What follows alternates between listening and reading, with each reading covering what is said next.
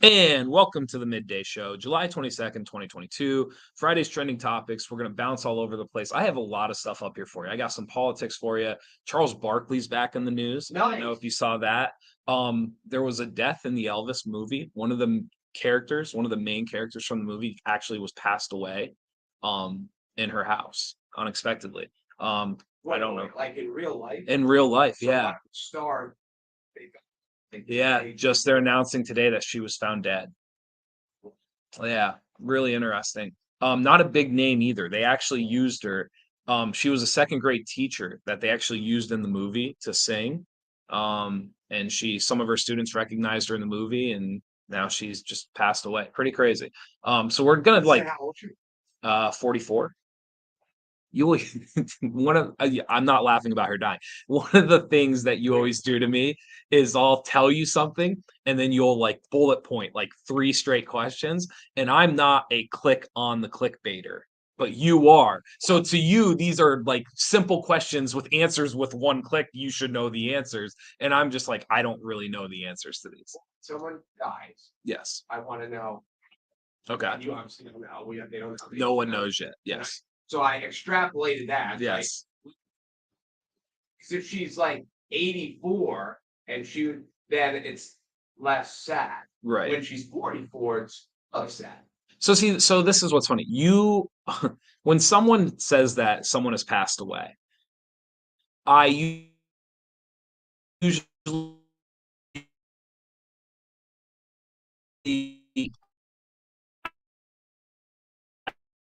I either know them or I don't. Oh, that's what a bummer.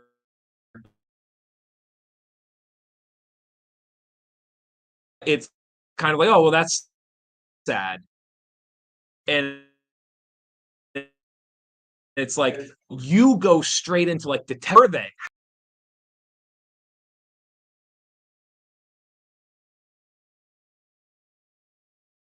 So ridiculous. You bring in a new computer and everything is. I want people to notice, by the way, to just the pure effort. I know you've been a little frenzied. Yeah. Like, I got to set this up from scratch. Mhm. I have to send you the link a new way. Like we're off on uncharted one. When I put the microphone on today, because I didn't want the string to hang down here and look all. So I actually took 30 extra seconds and tucked it up through my shirt so it looked all professional. And then I look over at you and you just got it draped all. I do. Like you didn't even care. I have other things to worry about. Well, that's what that shows. Here's the other part of it too. You had a friend that brought up that when we pre-record some shows, because spoiler alert, for some who have not noticed, we will pre-record a show depending on what we have to do. Most of the time we're live. Sometimes life gets in the way. Yes. And we know you'd be lost without it. So we pre-record. You will change your shirt. You'll either put on a Midday Show shirt, you'll put on the Yankee jersey. You will do something to try to make the appearance that you did not wear the same shirt 2 days in a row. Yes, I pretty much give up. You don't even try. I don't try. There is no attempt. Mega Millions. 9th largest jackpot. Wow. All right. 9th largest ever. Yes, the Mega Millions. I bought my ticket yesterday. Tickets. Here's my pattern. I don't know. I'll tell you my lottery pattern. Because people. It's interesting to me how many people go dump money. Like they'll buy $100 worth of tickets. Did he ask for an office quote? Did I hear him ask for an No, office he did quote? not. Did he just want to go? We can if you want to. So I will, if I'm buying a lottery ticket, Yes. if it's less than 100 million, I just get one. $2 worth, I'm just getting one. If it's over 100 million, I will splurge and get 2. Ooh. So then it's like 4. And if I'm getting 2, I pick, usually if I have time or whatever, I will pick one set of numbers, and I'll let the computer pick another set of numbers. Sure. Because historically, like the computer has sucked at picking numbers for me. Okay. But I have sucked at picking numbers for me. Sure. So I can't go like if the computer's going to pick them all, why would I let the computer pick them all? It's been worthless. But I've been no better. Okay. So but yesterday, because it's at, what does he say, 660? Yeah, 660 million. So I actually got 3 tickets. Wow. And I picked 2 and let the computer pick 1. But I'm ready for my story when I win, because the place I went, I filled out a card, and and their machine went offline. So they're like, well, you can wait until it comes back online, or Okay. you can. And I was like, well, no, I don't want to wait here all day. Who knows? Take hours. Right. So I took the card with me, put it in my car, and I was out and about doing the day, and I was somewhere Mhm. that I'm, at not often, and I parked, Mhm. and I saw that there was a store there with Lotto, and I'm telling you, if it might be the second or third time I've ever bought a lottery ticket in this store. Okay. So it just but I still had the old card with me. Yeah. So I just went in and ran it through. So because whoever wins, like that store gets money. Right. Like I don't know if it's on Where you buy the ticket matters. Yes. Mhm. So because another store, their thing went offline, I may win some store that I'm never in, like $100,000 or whatever the price is, as soon as I win. This is you and the lottery thing. You and I like numbers. Yes. Okay. My fault with numbers is when I fly. I have a fear of flying, which makes no sense when you look at the numbers. Like statistically, it makes no sense. The numbers are what helped me out. Your willingness to play the lottery makes no sense. Like it's the one thing about the numbers. Like you're very much like the numbers say this, and the numbers say that. But the lottery, like your odds of winning are so unbelievably low. But yet you'll get your ticket, and so like you crack me up with the lottery. I had a guy tell me, it's like putting a song, like putting $1 in the juke. Okay. You're going to get 4 minutes of happiness Uh-huh. because you got to pick the song. Yeah. And then once that 4 minutes is over, your dollar's gone. It's never coming back, Uh-huh. and the happiness is over. Okay. The actual aspect of buying the lottery ticket is that couple minutes of belief that you could win, Okay. and all the things you would do with the money if Sure. you won, and all that stuff. Even though you're not going to win. But here's one of the funny things. Well- You talk about the psychology of it. This is true. Right. If we wake up tomorrow Mm-hmm. and I hear someone won, Yes. that's all I know. There was a winner. Okay. My immediate thought is disappointment, because I know it wasn't me. Right. It's if someone doesn't win tonight, Mm-hmm. and then it'll be 700 and some married, I'll be excited because I can win next time.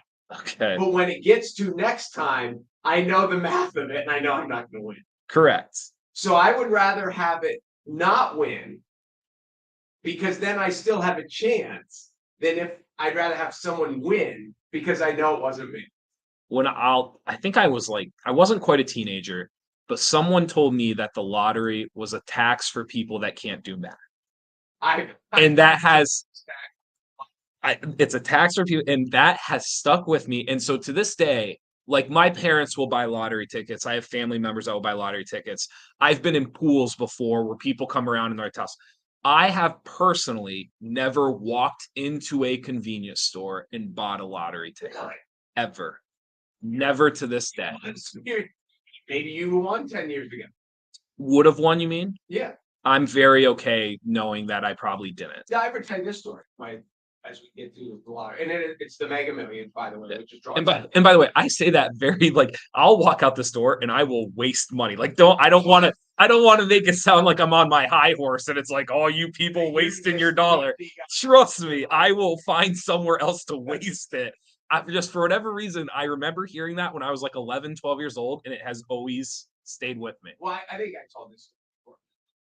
When I was living in Baltimore, it was one of the first times Powerball went over like 300. Uh-huh. And so this is how long ago I lived in Baltimore. So it's 20 years ago-ish, 20 some.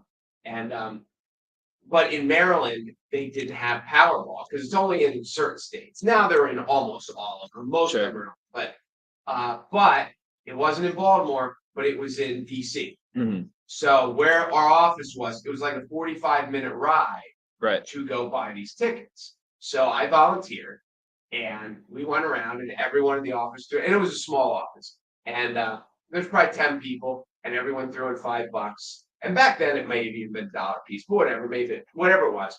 I went down and bought the lottery tickets. Well, there's this one guy, Doug, and he says, as he's handing him his ticket, he hands me Such a random fact in the he hands story. me- well, Doug he handed said, you a "Come back." ticket.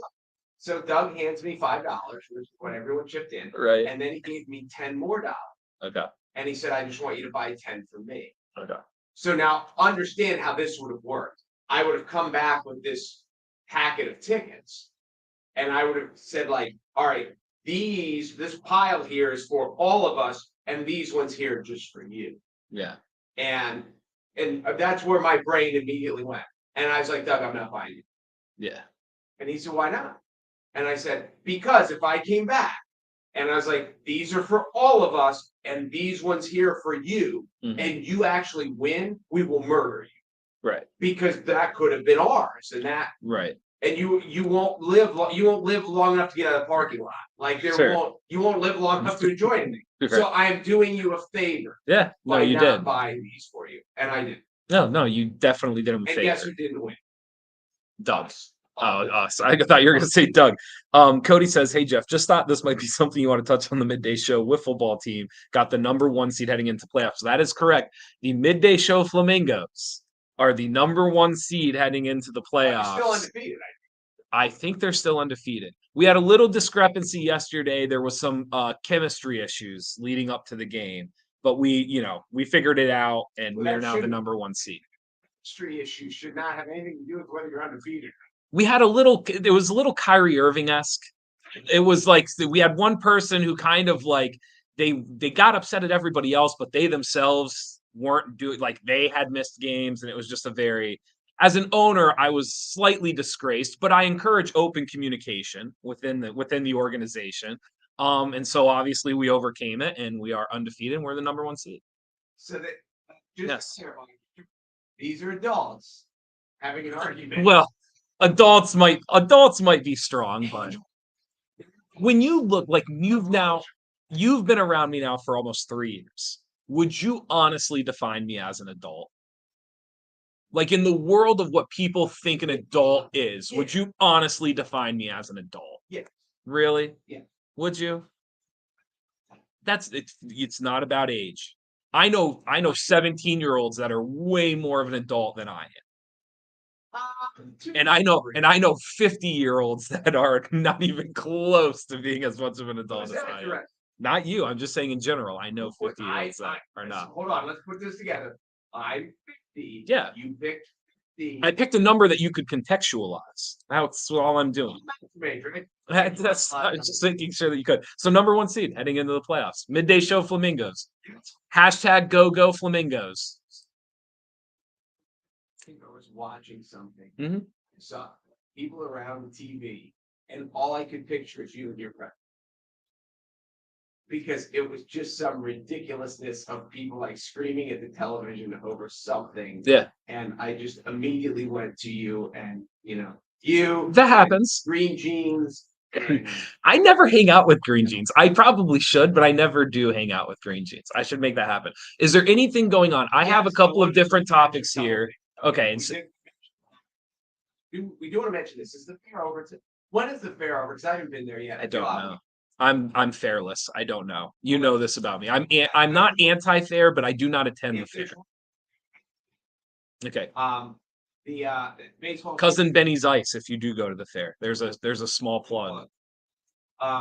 Baseball got back in swing a little bit yesterday. He's got swept. It starts again today. The Mariners have won 14 in a row. Okay. And then we've joked before about there's nothing worse than halftime when things are going well and you just want to play the third quarter right now. Mhm. The Mariners have won 14 in a row. Okay. And then they get the All-Star break. Okay. So we'll see how they do coming out the other side. That starts again. Next Wednesday. Okay. What do you do? Wednesday? Yeah. I don't know what I'm doing tonight. Yeah. Next Wednesday, it's the middle of the week. I would imagine that I will be here. I'm gonna throw this out there. Okay. Because there's people who have vacation time in summer, they want to do neat things, whatever, for your baseball thing. The Phillies are at home at 12:35 against the world champion Atlanta Braves. Okay. The Orioles are at home at 7:05 against the Tampa Bay Rays. Okay. You could take in a big league game in Philadelphia. Oh, Take catch in a the big World league game. In 1992 Uh-huh. or 3, I did this Okay. in the reverse order. The Orioles were in the afternoon Okay. and the Phillies were at night, Got it. and we hit them both. And you looped it. And What is Philly to Baltimore? hour and a half. Okay. So if you want to pull now, it's next week it can't be this hot forever. It has to cool off. We'll see. But if it's something like a bucket list thing, I also did once as I was older. I did a Yankee game, and on the way home we stopped at Wilkes-Barre and did a AAA game. Okay. We went to the Bronx on the way back through. But each time, there were people who had tickets to the Rail Riders or whatever they were called. I think they were just called Scranton Yankees. Okay.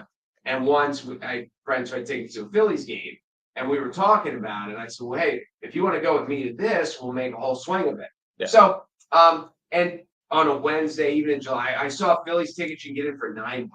Okay. Standing room only or whatever, but you can still get cheap Sure. tickets. So I like the standing room only. Next Wednesday, and they're not playing lousy teams. Like the Phillies got the Braves, Right. The Orioles got the Rays. The Orioles are hot. The Rays are still good. It would be so. It's interesting, and it doesn't happen all that much. Sure. Yeah. All right, so anyway, let's go. Next Wednesday. If you want to plan that, Okay. that would be a little. Yeah, we'll do that. We could go. Yeah, we'll do that. Okay. We could record on the ride down We could do it. from the car. We could video blog. I did one of the early shows I did from my car. I don't know if you remember that or not. I did one from Pittsburgh. Okay. When we I remember were that. with my daughter in Yep. college. Or I was Yeah. picking her up from Yeah. one of them. Okay. What else you got on your Mark's tid? We're gonna have to do like Mark's tidbits, and we're gonna have to like just segment it out where you just have your pad and we just go through your tidbits. All right, the last one. This is stupid. I saw a clip on when I was scrolling through Facebook. World Naked Bike Ride. They just announced the plans for. Okay. I think we talked. There's one to what. So the World Naked Bike Ride. What do you think? It's obviously for a cause. Sure. Guess what the cause? World Naked Bike Ride. I'm gonna guess that their cause is for They even have colon. two causes. Oh, they have two. Colon cancer. No. Naked Bike Ride. I don't know. One is like if you ride your bike, it saves on fossil. Oh, So okay. you should do that. That's kind of cool. Sure. The other is like safety to bike riders. Oh, yeah, that makes perfect sense. So while they're saying like, be aware of us, don't Yeah. run us over. Yeah. So they take all their clothes off to say, here, be aware of us. Yeah, Um, that makes sense. But anyway, I saw a picture of it, and this is what, and I know we talk about on the internet, and the world has become clickbaitish and all this sensationalization. Hmm. So my first thought was, are people really riding their bikes naked? Because I just don't see a lot of comfort in this. Right. And now, obviously, it was a picture that was broadcast, so they cannot. I'm sure there are some people and you can't broadcast a picture, but there are people riding in like boxer shorts. One guy looked like he had a swimsuit on, and whatever. People in their underwear and stuff. So the naked is a little bit of a stretch. So now I'm thinking, when I was a kid, and probably even when you were a kid, how often, as a guy, Mhm. did we ride our bikes with nothing on but something on our feet and like swim trunks? A lot. Even dripping wet. Yeah, a ton. So we spent half of our childhood in the naked bike ride because that qualifies. That qualifies. If you just have shorts on and flip flops, that's it. Yeah, it's because it's for a cause, like whatever it takes to have more people involved. So it's a little Yeah, it is. No, I agree with you. We've discussed this, the naked gardening, the naked hiking, where I said it was just a day for a Lyme's disease. Yeah. Like, is there anything? All I can think of is how uncomfortable. Naked bike ride. Naked bike riding sounds awful. Personally, awful. I just think just the seat and just it just sounds awful. It's not. Yes, it's just awful. Well, there's at least there's a cause attached to it. They're not just going out and doing I guess, but it's not like a cause that's like, it's not, we're trying to help the world. It's like, look out for us. You know? I mean, the fossil fuel part is trying to help the world. If they were raising money for colon cancer or for something else, then it's a little different. I'm with you.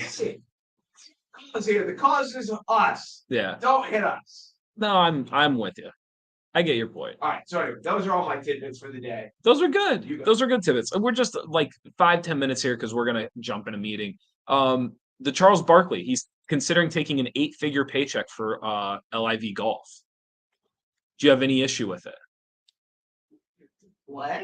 I think to like play brand marketing, like be a part of it. I don't. Oh, it's a nightmare. Here's the thing though. Like if you're, I think people would watch it just for what you just said. Like it's almost like the card correct that you can't look away from. I think too, just his commentary. I'm sure they would mic him up. Like I'm sure he would play mic up. I don't understand unless you think you're a golf purist. Which, to be honest, if you're a golf purist, there's some questions you probably have a hard time answering to begin with. I just don't understand, unless you're a golf purist, why you're upset about any of this. It makes no sense. It's almost like the money's dirty because of the Compared to what? Well, that's the fair question. Yes. I mean, there have been so many. What There are are so many rich people in America Mhm. who've gotten rich. Yeah, dude, it's so funny. In So less like than wholesome ways. this past week, Biden was trying to come up with a way to get the gas prices down. He obviously went over the pond. He like fist bumped, I believe it was like a Saudi whatever for oil. Yeah. A guy he said he wouldn't talk to a month ago. And now he's fist bumping and stuff like that. But like these golfers aren't allowed to take like a paycheck. Like I just don't get it. It just doesn't add up. It doesn't make sense to me. Well, we are certainly And this is the only argument I've heard people make is like it's the golf, it's the game of golf, like it's like, yeah, but like you were watching events at places that they wouldn't even let women play on. Like you were watching events where like literally like they had black people in like white suits walking around serving drinks until like the 80s night. Like so now we're like desanctifying the period of the game because we're taking Saudi money. Like it doesn't make any sense. It just doesn't. I mean, often we'll talk about golf, elitist heritage. We do talk about blacks, but when you brought up something with women, when was the last time I was at a club in England where, because my ex's mother-in-law is originally British, so her whole side of the family's in it, and this husband and wife, my ex's aunt and uncle, belonged to this club, and we couldn't play before noon because she was in our group. If there were any women going out in the group, you had to wait till afternoon to play. And this was it was 21st century. Yeah. Like it wasn't. So you're right. There are golf has a lot of questions. But here's the other aspect too that goes against all that. America, when things come out, America's like, well, it's like if it's work, if it works, if it's good for you. Like there are a lot of people with the Trump tax thing where Trump didn't pay any taxes, and they're like, everyone does all the tax loopholes they can get. You go to your accountant, you try to save as much money as you can. Right. If it's legal, and we all do it. Right. And no one sits there and say, well, moralistically, I would have given money to the church anyway, so I'm not going to deduct. Sure. Like everybody did. So there are aspects where we stand up when it's not our money. We stand up and we're like, well, they should not do it because it's wrong. But then there's all these other places where they're like, we all, whatever the rules are, we all, as long as we're playing within the rules. And maybe there's an aspect where, like, if we're taking the Saudi money and bringing it back to America one way or the other, it makes the world better. I don't even know. I had a cousin make the argument that the reason he's upset about it is because they have to earn their money in the PGA Tour. Like, you have to perform and play well to get it. But I've also said, like, that behooves the PGA because they're not, like, sucked into these lucrative contracts where they have to lock these people in. I said, you say earn, but like I would argue that that's what these guys are worth on the global market. Like someone has dictated that so and so is worth X and we're willing to pay him to play golf for that number. in the global market. So it just doesn't I do the think difference between earning and worth. Like, I don't really know if that's a good argument. it was one of the uniquenesses of golf. Because and NASCAR has it too, but NASCAR, you have so much money in sponsorship, like they're not worried. There are very few drivers who are worried about, oh, I came in 13th as opposed to 16th, and what's the money differential? Yeah. But all these other sports are the same. Like Tom Brady doesn't get paid more whether he loses in the first round of the playoffs or wins the Super Bowl. Right. He gets paid more when his next contract comes up and he Yes. has to renegotiate. Right. So that's what all these golfers do. But we'll watch the World Series, the Super Bowl, the NBA Finals, all this, the Stanley Cup Finals, and all these guys. They've determined what they're worth, and now they're playing for pride and ego. Sure. And so yes, but I do also understand. I think it bothers you a little bit It was one of the neat things about golf that you just didn't have to pay people unless they earned it. that you knew that this putt, not only did it mean a championship for the guy, Yeah. but it meant $900,000. Okay. Now, for the big guys, they have so much Sure. money, doesn't matter. But you get some of these guys like Cam Smith, who just won the British Open. Mm-hmm. I'm sure he has big endorsements. He won the Players or whatever. But like this really changed the world. But him winning cost. I mean, I'm sure I $1 get million more dollars. We're running the PGA Tour, you and I. Okay. And we're doing this year after year after year. Okay. Okay. And at some point in the 90s, I come to you and I go, hey, we're making more than we've ever made before. What if we gave all of the players on the tour a stipend, regardless of how they play, just in good faith of knowing you're a part of the PGA Tour and we're going to be lucrative because of it? And most of the people would have laughed in my face because they had no competition. So they just kept rolling it over and making more and more money. And now someone comes along and is willing to pay these people without them having to necessarily win because they're worth something. I'm over people trying to justify how awful it is that these people are getting a paycheck. It makes no one else would turn it down. Nobody. You want it, I want it. Nobody would turn it down. Dustin Johnson, $100 million contract. Yes. He would no. No one's turning it down. And he played a tournament in Portland. Yeah. It's not like he has to go to Timbuktu to play. Or yes. They played in England where the British Open the British Open. They played. Yes. And I'm with. And then the other part of it too is like, well, it's not American money. Well, it's weird though, because in other aspects, we're very willing to accept things from the Saudis. We accept a lot of things from the Saudis. Now, all of a sudden, because individuals are accepting a paycheck, it's the end of the world. Makes no sense. Anything else before we get off here? I'm totally with you. I was going to say something else about while you were talking about, but I don't remember. But it would have been back when you were saying if we came. Oh, this is one of the things about golf that people the team, and this may be the same in NASCAR. I don't know, but the players handle all their own travel arrangements. Okay. And all their own accommodations.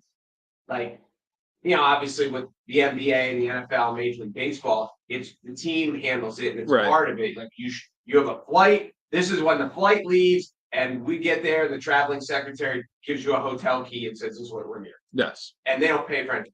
They have to rent their own places to stay. They have to figure out how they're getting there. They have to do all this stuff. But that's the hypocrisy of it. Is like you're a part of this tour, but we're not gonna we're not doing anything for you. You just got to show up and hope you win that day and get a paycheck. Right. Like that's not a tour. Like that's not part of a tour. Like their expense, the expenses for a pro golf are way different than the expenses for an NBA player. Because an NBA player doesn't have to worry about his travel or his lodging to play. Right. But anything he does on off. But you do know that that's NBA regulated. Like the owners have standards that obviously are their own, but they also have minimum standards that the NBA implements of like, you have to do this. And the PGA Tour just does. To me, all the unions, the PGA, for anybody who's a golf purist, and then we're getting off, they failed you. Like the PGA Tour failed you. Dustin Johnson didn't fail you. Phil Mickelson didn't fail you. Charles Barkley isn't failing you. The PGA Tour failed you. When it they comes did. to Charles Barkley swinging a golf club, he has failed. He's gonna hurt. I'm just saying. But it all goes back to your point again before. There's no competition. Right. So when you have no competition, it is But incredibly but this is the easy to trick. get lazy and to feel uber power. But yes, but the trick is like when you don't have competition, you are your competition. So the question is, what can we do next year better than what we did last year? We could give a stipend. We could put them up in housing. We could do this. We could do that. And the PGA Tour just didn't do that because they didn't have to, and because they weren't thinking that way. Well, yes, and You have to be when the you don't money- have competition. Correct. So when you don't have competition, you have to be your own competition. How can we continue to make our product better? And the PGA Tour didn't do that. Commissioner before David Stern, the NBA commissioner, who really made the NBA work. Yeah. And he had a saying that, because everyone's like, if it ain't broke, don't fix it. Mhm. David Stern was like, well, if it's not broke, we're gonna fix it. And that was his always pressing the envelope to try to make the product better and better. Mhm. And you're right, if the PGA would have had that. But just think of all these, I mean, what is the guy heading the PGA Tour? How many guys, how many bigwigs with the PGA Tour are making 7 and 8 figures Sure. just to run it? So now you're like, hey, you make $10 million a year running the PGA Tour. We're gonna do this. We're gonna do this for all of our tour players. Who there's only 100 and some on the tour card. We're gonna give this with all the players, but you're gonna lose $2 million a year. Mhm. And he's like, why am I losing $2 million a year? Because $2 million a year over the next 5 years means I just lost $10 million. To give them what? Look what their prize money is. Why do we have to do this? We've never given it to them. Because you won't have a job if you don't. Well, and now Because you're gonna lose your salary anyway. And the other thing about this live golf is they saw an opportunity Yes. because they're like, whoa, why wouldn't people jump this? And then Yes. so anyway, there's a lot of me that's with you. I mean, I miss having all the guys play together, but the other thing too is the casual golf fan. I only watch the majors anyway. Mm. And these big guys are going to get to keep playing in the majors. Sure. Dustin Johnson is invited to the Masters. Phil Mickelson is invited to the Masters every day of his life until he can't play anymore. Sure. And the Masters is not inviting them because they join because the Masters is independent. It's Mhm. not a part of it. It's not a PGA event. It's just the Masters. Yeah. So anyway, all right, that's it. We going to the fair now? I'm not going to the fair. You can go to the fair. Thank you for watching the Midday Show. Be sure to go to NorthcentralPa.com. What do you even get at the fair? It's hard not to get a funnel cake. I just go for the food. I go to Okay. do a lap to see. I know you go for the get a pair of cheap sunglasses. I know you go for the food, but what do you get? Like I said, it's hard not to get a funnel cake, but Okay. I just want a funnel cake. It's like cheese pizza. I just want funnel cake, powdered sugar, that's it. I don't get don't topping up my funnel cake. Okay. I usually get like an ice cream sundae too, because it's usually hot. And Okay. better when it's ice cream sundae. Yeah. I used to get a piece of pizza that, where the pizza's hot, the soda's not, the biggest slice on the midway. Mm. You wouldn't get that I wouldn't. if you haven't gone to the fair. Never. But the guy used to say it every day, all day for a week. Old. I can't remember what it was called, Okay. but where the pizza's hot and the soda's not, the biggest slice on the mid. And I used to get a piece of pizza there every year because it was hot, the soda's not, and it was the biggest slice on the midway. So you just kind of felt like it then. And then and then there's always stupid games. Like my daughter won 2 pocket knives. We bought a whole bucket of those ring toss. Uh-huh. They have the knife toss. Have you ever been to those places? Mhm. She won 2 of them. Wow. And we're the most rednecky knife people in the world. Have I ever told you that story? We couldn't get it closed. Oh yeah. She opened them up to take a picture. This is my nerdy daughter and we couldn't figure out how to get the blade closed. Yeah. And some like 9-year-old walked by and goes, here, just do this. And he closed it for her. Yeah. And I was like, oh, can you show me that again? Because we have another knife. And he's like, all right, open it like this. Close it like this. Yeah. He was maybe 10. Yeah. And we're like, oh, thank you. Yeah. So yes, she can Nice. win knives for people who obviously don't know how to handle. I'm Jeff Everett. He's Mark Messina. Everybody go have a great weekend. That's fair.